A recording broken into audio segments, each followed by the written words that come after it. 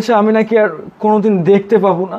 আমি অনেক চেষ্টা করেছি জানো, আমি যখন শুনেছি যে আমি আর কোনোদিন আমার দৃষ্টিশক্তি ফিরে পাবো না, তখন ওখানে থেকেও আমি কি করব? আমি তো জানি যে আমাকে কেউ ভালো না বাসলেও তুমি আমায় ভীষণ ভালোবাসো। সেই ভালোবাসার টানায় আমি না অনেক কষ্ট করে তোমার কাছে ছুটে চলে এসেছি। আমাকে তুমি ফেলে দিও না। আমি আর কোনোদিন এই দুনিয়ার আলো বাতাস কিছু দেখতে পারবো না সুমাইয়া। আমায় তুমি ফেলে দিও না গো সুমাইয়া।